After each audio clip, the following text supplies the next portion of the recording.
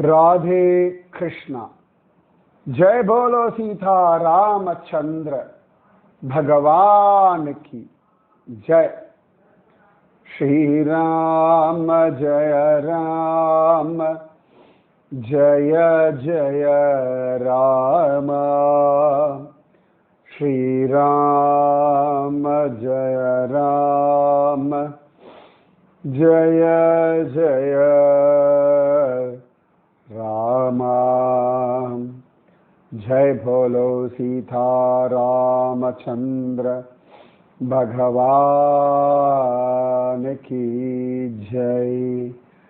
जय बोलो राष्ट्र गुरु समर्थ रामदास स्वामी की जय। जय बोलो स्वराज्य सिंहासनाधिपति छत्रपति शिवाजी महाराज राजे की जय। जय हिंद। भारत माता की जय। समर्थ ராமதாசருடைய சரித்திரம் 351வது நாள் இன்று. நேத்தி கூட சொல்லியிருந்தேன், சமர்த்த ராமதாசரை ஆஞ்சநேய ரூபமாக கங்காபாயி அப்படின்ற ஒரு பக்தை தரிசனம் செய்தாள் அப்படின்னு சொன்னேன். அவதாரம் அப்படின்னா கீழே இறங்கி வருதல் அப்படின்னு அர்த்தம். நம்மளை உத்தாரணம் செய்வதற்காக தெய்வத்தினுடைய அம்சமாக தெய்வமாக பூமியில் வரக்கூடியவர்களை அவதாரங்கள் அப்படின்னு சொல்றது வழக்கம். கடவுளுடைய கருணை, கடவுளுடைய காம்பீரியம், ஞானாசக்தி, பலைஸ்வர்ய, வீரிய, தேஜஸ் அப்படின்ற 6 குணங்களும் தெய்வீகமாக சொல்லப்படுகின்றது. பகம்னா 6, இந்த ஞானம், சக்தி, பலம், ஐஸ்வர்யம், வீரியம், தேஜஸ், இது எல்லாம் பகவத் குணங்கள். ஸ்ரீமத் பாகவதத்துல ஒரு 24 அவதாரங்கள் சொல்லப்படுறது. அவர்கள் எல்லாரும் பகவான் அப்படின்ற அந்த பதத்துல தான் வர்ணிக்கிறார். பகவான் வேதவியாசர், பகவான் நாரத ரிஷி, பகவான் சனத்குமாரர், பகவான் ரிஷபதேவர், இப்படி நிறைய பேரை பகவான் அப்படின்னு அட்ரஸ் பண்றோம். குருமார்களையும் பகவான் அப்படின்னு ஏன் சொல்றோம்னா இந்த காரணத்தினாலே தான். சாதாரணமா பகவத்கீதையில பகவான் சொல்லும் பொழுது எங்கெல்லாம் விசேஷமான சக்தி இருக்கிறதோ, உலகியலுக்கு அப்பாற்பட்ட இல்லாட்டி உலகத்தில் மிகச்சிறந்ததாக எது இருக்கிறதோ அவையெல்லாம் என்னுடைய அம்சங்கள் என்று உணர்வாய் அப்படின்னு சொல்றார். அப்படி சொல்லும் பொழுதுதான் பறவைகளில் நான் கருடன், மிருகங்களில் நான் சிங்கம் அப்படின்னு ஒவ்வொன்றா சொல்லிட்டு வர, மலைகளுள் நான் இமாலயம் இப்படி ஒவ்வொன்றா சொல்றார். அதுலதான் சொல்றார், படை தளபதிகளுள் நான் ஸ்கந்தன், 11 ருத்ரர்களில் நான் சங்கரன், வேதங்களில் சாமவேதம், இப்படி ஒவ்வொன்னா சொல்ற. அப்ப இதெல்லாம் விசேஷம். அந்த மாதிரி குருவும் இந்த மாதிரியான ஒரு விசேஷமான ஒரு வியக்தி. அதனாலதான் நிறைய பேருக்கு குரு தியானம் சுலபமா இருக்கு. இந்த தியானம் அப்படின்னு என்ன தெரியுமா? மனசு ஒருமுகப்படுதல் அப்படின்னு அர்த்தம். அதனாலதான் கோவில்கள்ல அர்ச்சாவதார மூர்த்திகள், ஃபோக்கஸிங், மனசு எத்தனைக்கு எத்தனை ஃபோக்கஸ் ஆகிறது அத்தனைக்கு எத்தனை நிறைய விஷயங்களை பண்ண முடியும். ஃபோக்கஸ் அப்படி சூரியனுடைய அந்த கணங்கள், அதனுடைய வெப்பம் எல்லாம் இருக்கு. இப்போ துணியெல்லாம் காய வைக்கிறோம், நிறைய பண்றோம். அதுலேயே தான் அதை ஃபோக்கஸாக எடுத்து சோலார் எனர்ஜியாக யூஸ் பண்ணிக்கிறோம். நாங்கள்லாம் சிறு பிள்ளையா இருக்கும் பொழுது இந்த பூத கண்ணாடின்னு சொல்லுவோம், லென்ஸ். அதை வச்சுட்டு ஒரு பேப்பரை வச்சு அந்த பூத கண்ணாடி வழியா சூரிய வெளிச்சத்தை பேப்பர்ல காட்டுவோம். அப்ப அப்படியே இந்த சூரிய வெளிச்சம் எல்லாம் குவியா வரும், குவிந்து ஒரு பாயிண்ட்ல அப்படி ஃபோக்கஸ் ஆகும். உடனே சில நிமிஷங்கள்ல அந்த பேப்பர்ல அந்த சூடுனால அப்படி எரிய ஆரம்பிக்கும். அது எங்களுக்கு ஒரு விளையாட்டா இருக்கும் சின்ன வயசுல. அதேதான், நிறைய சக்தி இருக்கு. இந்த சக்தியானது ஒருமுகப்படும் பொழுது மிகப்பெரிய காரியங்களை சாதிக்க இயலும். அப்ப அந்த ஃபோக்கஸ், சிங்கிள் பாயிண்டடா ஃபோக்கஸ் இருக்குல்ல, அதுக்காகத்தான் கோவில்கள்ல இருக்கக்கூடிய அர்ச்சாவதார மூர்த்தி. இந்த அர்ச்சாவதார மூர்த்தி எப்படி ஃபோக்கஸ் பண்ண மனசோட லயப்பட உங்க மனசினுடைய சக்தி அபரிமிதமாகிறது. Single point focus.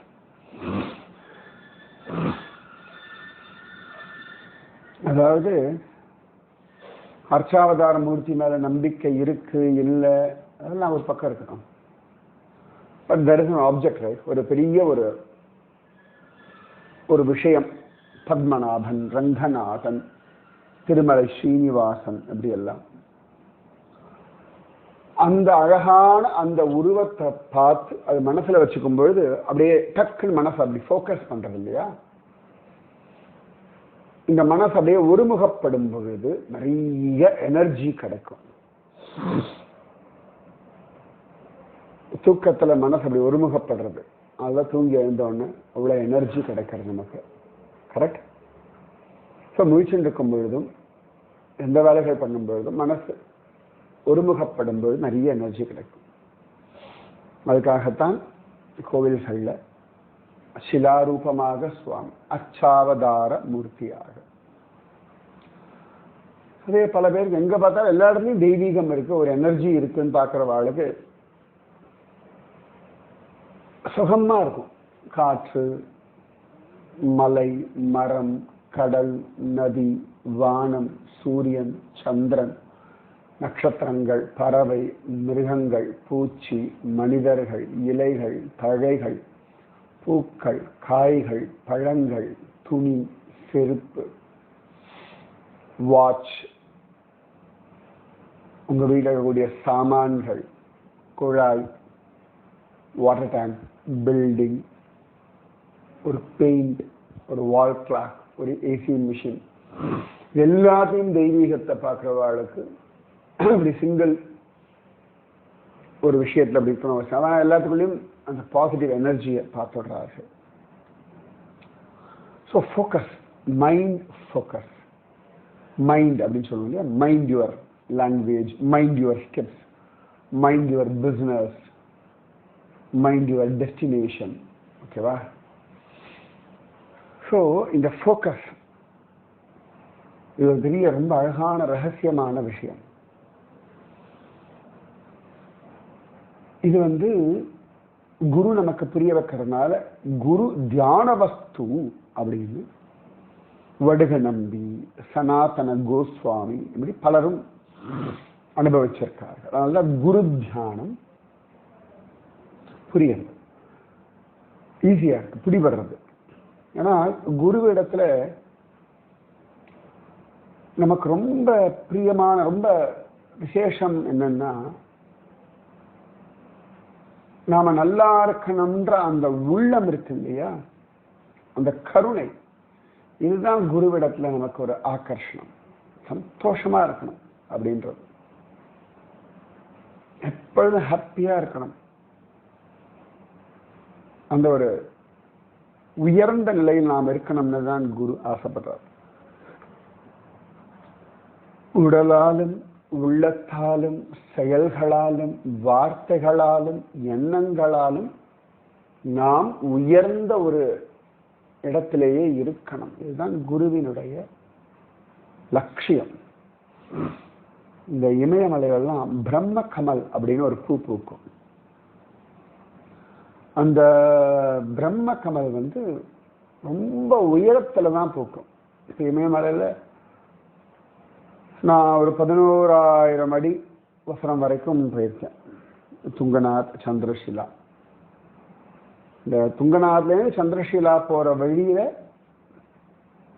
இந்த பிரம்ம கமல் உண்டுன்னு சொல்லுவார்கள். நான் பார்த்ததில்லை. பத்ரிநாத்ல இருந்து நீலகண்ட பர்வதம் போற வழியில பிரம்ம கமல் உண்டுன்னு நான் பார்த்ததில்லை. மேல போக போக போக உயரத்தில் அது பூக்கும். அந்த மாதிரி நம்முடைய எண்ணங்கள் உயர உயர உயர இந்த மாதிரி அற்புதங்களை நம்மால உணர முடியும், அடைய முடியும், அனுபவிக்க முடியும். மனதாலே நீங்கள் உயரத்திற்கு சொல்லணும்.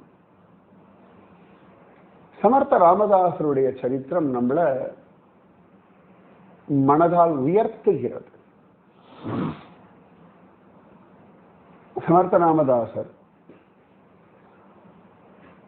எந்த ஒரு சூழ்நிலையா இருந்தாலும் இதிலிருந்து நான் தெரிஞ்சுக்க வேண்டியது என்ன, இதிலிருந்து நான் பண்ண வேண்டியது என்ன,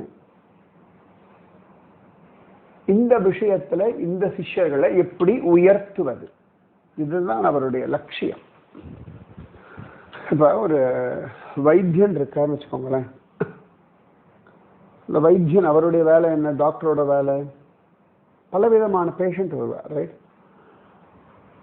அவருக்கு ஒரே லட்சியம்தான், இந்த பேஷண்ட்டுக்கு இந்த மாதிரியான ஒரு வியாதி, இந்த மாதிரியான ஒரு தொந்தரவு. அது சிலது மழையினாலே, வெயில்னாலே, பனியினாலே, இல்லாட்டி ஒவ்வாத ஆகாரங்கள்னாலே, இல்லாட்டி உடல் உழைப்பு இல்லாததுனாலே, இப்படி பல காரணங்கள் உண்டு. இல்லாட்டி உடம்புல தேவையான ஊட்டச்சத்து இல்லாததுனால இப்படி நிறைய உண்டு.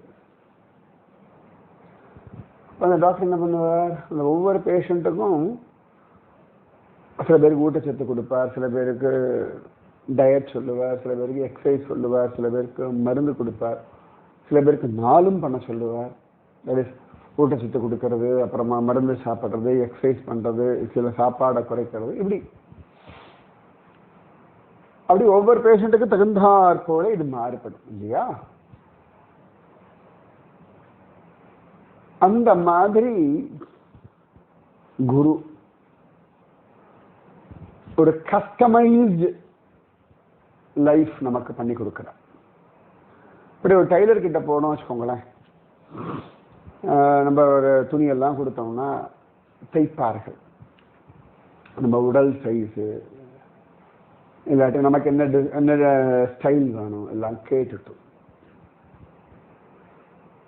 அந்த மாதிரி குரு என்ன பண்றாருன்னா, ஒவ்வொரு ஜீவன், ஒவ்வொரு குடும்பம் அதற்கு தகுந்த மாதிரி கஸ்டமைஸ்டு வழியை காட்டி கொடுக்கிறார்.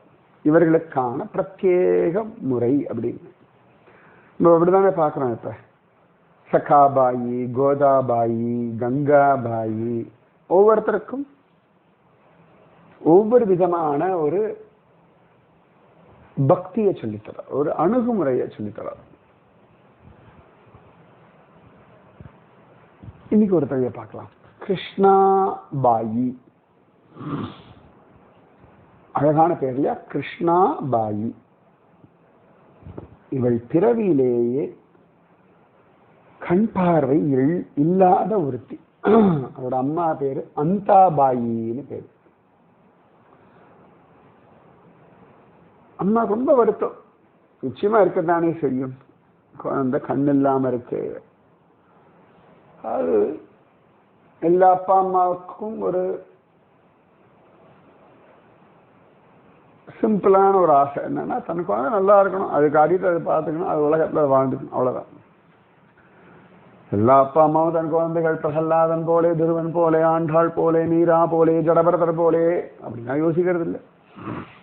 பேசிக்கா எதிர்பார்க்கறது அது வேலையை அதை பார்த்துக்கணும், அதை படிச்சுக்கணும், அது வேலைக்கு போகணும், அதை சம்பாதிச்சுக்கணும், அதுக்கு ஒரு கல்யாணத்தை பண்ணி வைக்கணும், அது குடும்பத்தோட வாழணும், அது வேலைக்கு போய் வாழ்ந்துக்கணும். அது தன்னை தான் இந்த உலகத்துல வாழ வைப்பதற்கான எல்லா வழியும் அது தெரிஞ்சுட்டா போதும். அவ்வளவுதான் அவர் ஒவ்வொரு அப்பா அம்மாவுடைய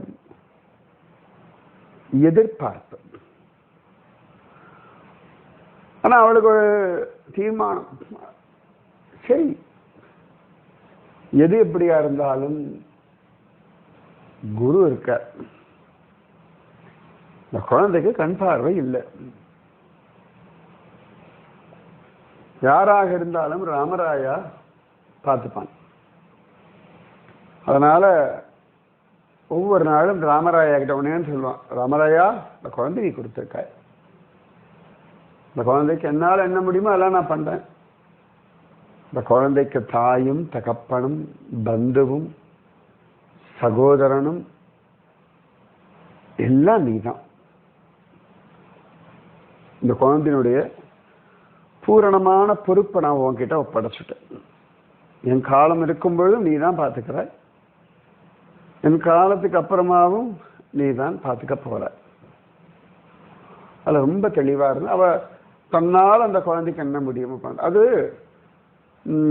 ரொம்ப அழகான ஒரு மனோபாவம். நிறைய அம்மாக்கள் நான் பார்க்குறேன், சில குழந்தைகளுக்கெல்லாம் அந்த ஆட்டிசம் குறைபாடுகள் இருக்கும், சில பேருக்கு பெரிய ஒரு மெச்சூரிட்டி இருக்காது, கொஞ்சம் ஸ்லோவா இருப்பா, சில பேருக்கு இந்த மாதிரி அங்கஹீனங்கள் இருக்கும், பிசிக்கலி சேலஞ்சு. நிறைய அம்மா அப்பாக்கள் அதை ஏற்றுக்கிறது இல்லை, அதை புலம்புறார்கள், இல்லாட்டி அதில் மிராக்கிள் அதிசயங்கள் எதிர்பார்க்கிறோம். சரி, இந்த மாதிரி என் குழந்தைக்கு கொஞ்சம் மூளை வளர்ச்சி குறைவா இருக்கு, மென்டலி சேலஞ்சு, ஓகே, எந்தெந்த விதத்துல இந்த குழந்தைக்கு நான் உதவி செய்யலாம், இதுக்கு தான் கிளாஸ் அடிஷன் போகலாமா, அதுக்கு வேறு ஏதாவது சப்போர்ட் பண்ணலாமா, இப்படி எல்லாம் பார்த்து அதுல என்ன பெஸ்டோ அதை கொடுக்கணும். நிறைய அம்மாக்கள் நான் பார்க்கிறேன், ஒரு புலம்பல் இல்லை ஒரு நிறைய விதவிதமா இருக்கிறத விட, இந்த குழந்தைக்கு இப்படி இருக்கு, இந்த குழந்தைக்கு நான் என்ன பண்ணலாம், இந்த குழந்தை ஸ்பெஷல் சைல்டு, இந்த ஸ்பெஷல் சைல்டுக்கு நான் என்னென்ன விதத்தில் நான் ஒத்தாசையா இருக்கலாம், இந்த ஸ்பெஷல் சைல்டு பார்த்துக்கிறதுனால எனக்கு இந்தந்த மாதிரி பொறுப்புகள்லாம் அதிகம், சரி பண்றேன். அவரோட இந்த மந்திரவாதியை பார்க்குறேன், அந்த குருவை பார்க்குறேன், அவள் தலையில் கை வைக்கிறேன், ஆசீர்வாதம் பண்ணணும், இது நார்மல் ஆகணும். அதாவது சில விஷயங்கள் வேற புரிஞ்சுக்கணும். அதிசயங்கள் எதிர்பார்த்தல் அப்படின்னா அது சரி கிடையாது, புரியுறதா? இந்த கிருஷ்ணாபாயினுடைய அம்மாவுக்கு அந்த அதிசயங்கள்லாம் இல்லை, சரி என் குழந்தைக்கு எல்லாம் நான் பண்றேன், ராமராயா பார்த்துப்பான், எல்லாம் சாஃபல் ராமராயா இருக்கான், அவனுக்கு தெரியும் அப்படின்னு அழகா ஒப்படைச்சுட்டான். அப்ப அவள் பாட்டுக்கு ராமதாசர் கைங்கரியம் பண்றது, கோவில்ல கைங்கரியம் பண்றது,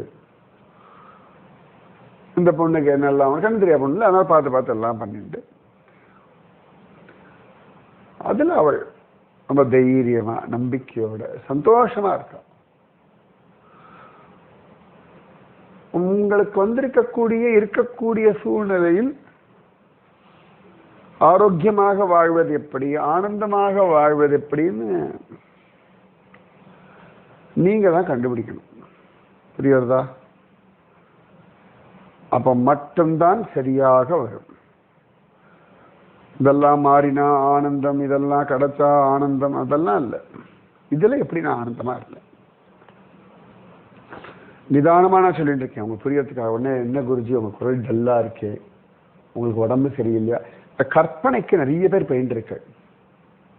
இது அழகான ஒரு விஷயம், அதனால ஆத்மார்த்தமா நிதானமா சொல்லிட்டு இருக்கேன். சில சத்சங்கங்கள் அப்படி ஜாம்னு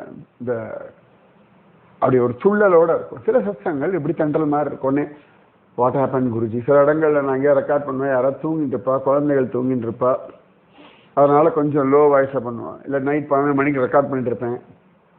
உடனே குருஜி உங்களுக்கு உடம்பு சரியில்லையா, நீங்கள் குரல் டல்லாக இருக்கு. டல்லாக இருக்கிறது வேற, லோவாக இருக்கிறது வேற. நான் என்றைக்குமே நல்லா இருக்கேன். எல்லா சமயத்திலையும், எல்லா காலத்திலையும், எல்லா இடங்கள்லையும் நிம்மதியாக, சந்தோஷமாக, ஆனந்தமாக, ஆரோக்கியமாக, ஜோர ஜம்முன்னு குருஜி அம்மா கிருப்பையோட ஃபர்ஸ்ட் கிளாஸாக இருக்கேன். அதனால நான் டல்லாலாம் பேசல, நான் நிதானமாக பேசிட்டு இருக்கேன். புரியுறதா? இந்த பிரார்த்தனை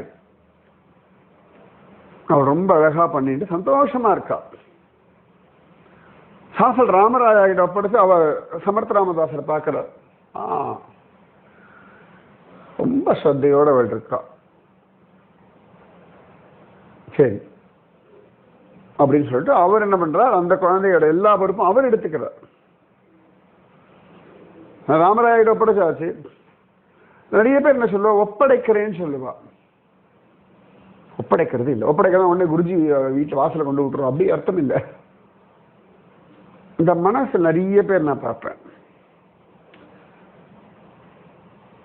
சில பேர்லாம் என்கிட்ட திட்டு வாங்குவா, சிஷ்யாவில் எதான சொன்னா உடனே இல்லை அப்படி இப்படின்னு நான் சொல்லுவேன். இந்த மாதிரி சொல்றத கேட்கறதுன்னா மாத்திக்கிறதுனா சொல்றேன். நீ காரணங்களை சொல்லிண்டு நீ நீ சரின்னு எனக்கு வாதிடுறதுனால நான் பேச வேண்டிய அவசியம் இல்லை, நீ பேசியோ நான் கேட்டுக்கணும் அப்படின்ற. இந்த தடுக்கக்கூடாது. கடவுளுடைய அனுகிரகத்தையோ குருவினுடைய அனுகிரகத்தையோ தடுக்கிற மாதிரியே நிறைய பேர் நான் பார்த்துருக்கேன், பார்த்துட்டு இருக்கேன். அதை சொன்னா வாங்கிக்கணும், கேட்டா மாத்திக்கணும். தன் தரப்பு நியாயங்களையே சொல்லிட்டு இருக்கிறது நிறைய பேர் நான் பார்த்துருக்கேன்.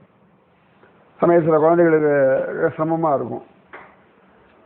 அவ அப்பா அம்மா அதுக்கெல்லாம் சொன்னோம்னா இல்லை நான் இப்படி நான் அப்படின்னு ஆரம்பிப்பா. நான் சொல்லுவேன் விட்டுடு அப்படின்றேன். சில பேர் பேசவே முடியாது. அதாவது சூழ்நிலை மாறணும், பிள்ளைகள் நன்னா இருக்கணும்ன்றதை விட தான் சொல்றது நியாயம்னு எதிர்வாதம் பண்ற கூட்டத்துக்கிட்ட என்னதான் பேச முடியும்?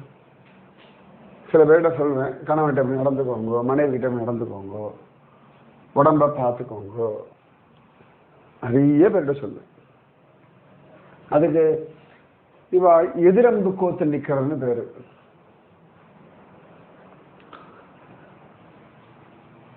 அப்ப சொல்ல வேண்டிய அவசியம் என்ன இருக்கு?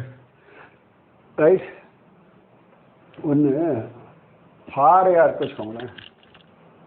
அந்த பாறைக்குள்ள போய் நான் எப்படி விதைய நடுறது? ரைட்டா? பாறையா இருந்தாலும் கொஞ்சோண்டு மண் இருந்தா கூட அதுல ஒரு விதைய போட்டோம்னா அது முளைச்சு அதுக்கப்புறம் பாறையை உடைக்கும். மண்ணா இருந்தா தானே, இலகினா தானே உள்ள கொண்டு விதைய நட முடியும். சரிதானே? அதனால அந்த ரிசீவிங் மோட் அப்படின்றது ரொம்ப அவசியம். இந்த அந்தாபாயி அவ்வளவு தூரம் அழகா அப்படி சத்தையோட இருக்குன்னா ராமதாசர் எல்லா பொறுப்பையும் எடுத்துன்னா அந்த குழந்தைக்கு அழகா பகவத் விஷயம் எல்லாம் சொல்லி கொடுத்து வாழ்க்கையினுடைய அம்மா உனக்கு இந்த ஜென்மால கண்ணு இல்லை, அதுக்காக வருத்தமோ கவலையோ பயமோ சந்தேகமோ கோபமோ வெறுப்போ எதுவும் வேண்டாம். இந்த கண்ணு தெரியல, இதுல எப்படி வாழ்வது அப்படின்னு மட்டும் கவனம் வை. நீ கண் கொண்டு உலகத்தை பார்க்கல, நீ கண் கொண்டு பல விஷயங்கள் உனக்கு தெரியாது. ஆனா உனக்குள்ளே அந்தரியாமியா ராமராயா இருக்கான். உன்னை கேட்க வைக்கிறான், உன் கூட உன் கால்களுக்கு பலமா இருக்கான். அதனால உன் கூட ராமராயா எப்பொழுதுமே இருக்கான் குழந்தை.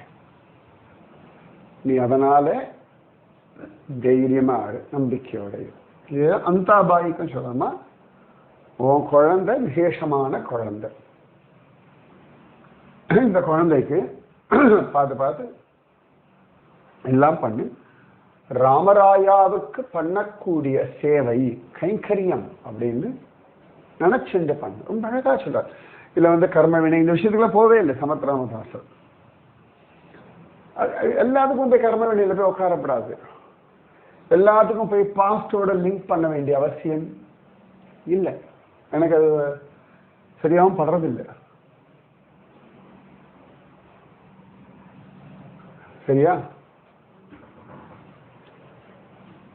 அப்ப இவ்வளவு அழகா சொல்ற, கிருஷ்ணாபாயும் சந்தோஷமா இருக்கா, அவ அம்மா அந்தாபாயும் சந்தோஷமா இருக்கா. அதை ஏற்றுக்கொள்ளணும். நிறைய பேர் சொல்வா, எங்க நிலைமை மோசமா இருக்கு, மற்றவர்கள் அங்க நடத்துறது பிடிக்கல, என்ன பண்றதுன்னு தெரியல, ஒண்ணுமே புரியல. ஜபம் எப்படி தெரியுமா? இவாளுடைய மைண்ட் ஃபுல்லா தெரியுமா? தெரியல, புரியல, பிடிக்கல. தெரியல, புரியல, பிடிக்கல, முடியல.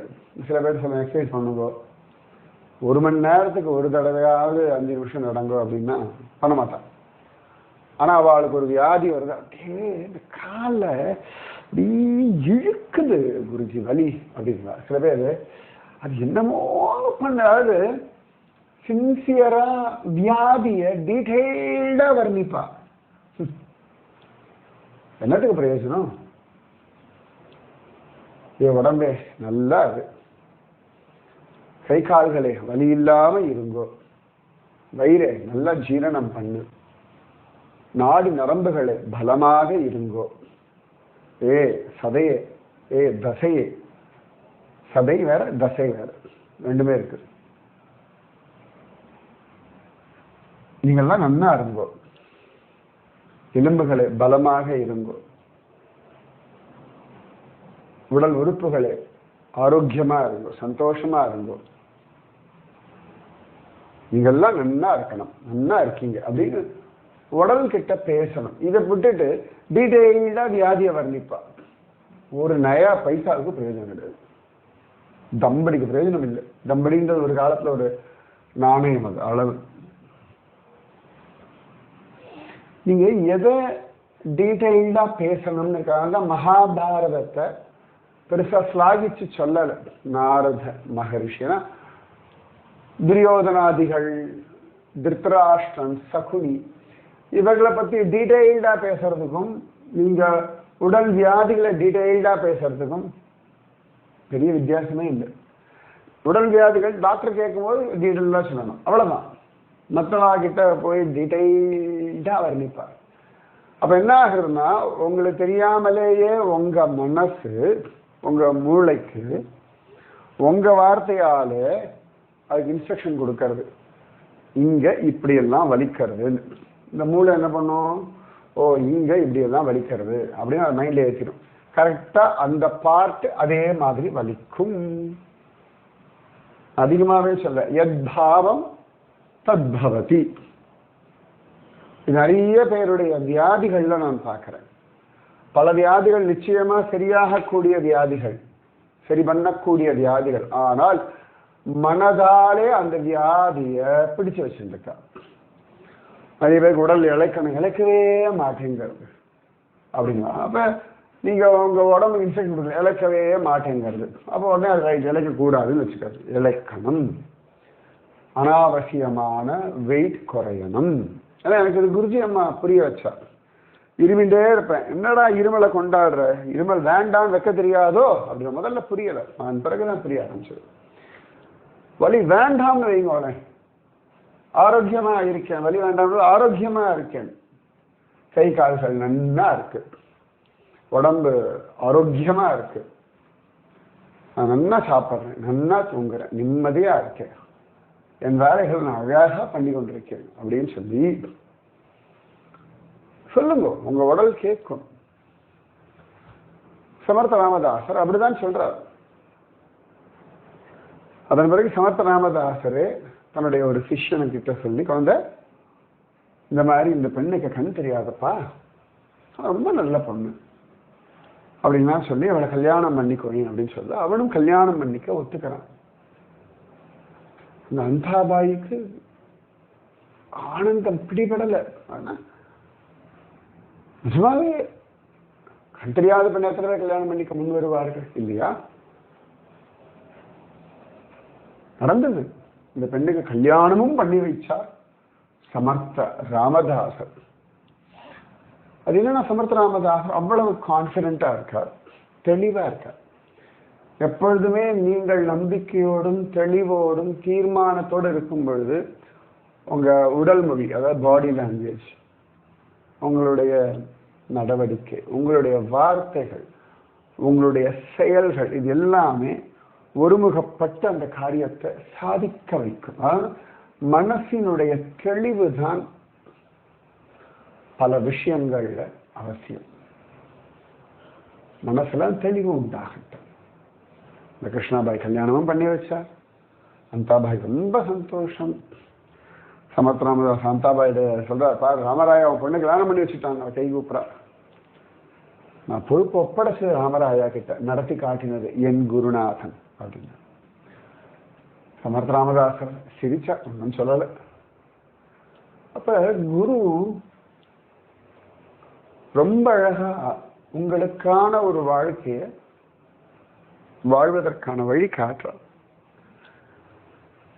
அந்த வழியில பயணப்பட வேண்டிய கடமை, பொறுப்பு உங்களுக்கு தான் இருக்கணும்.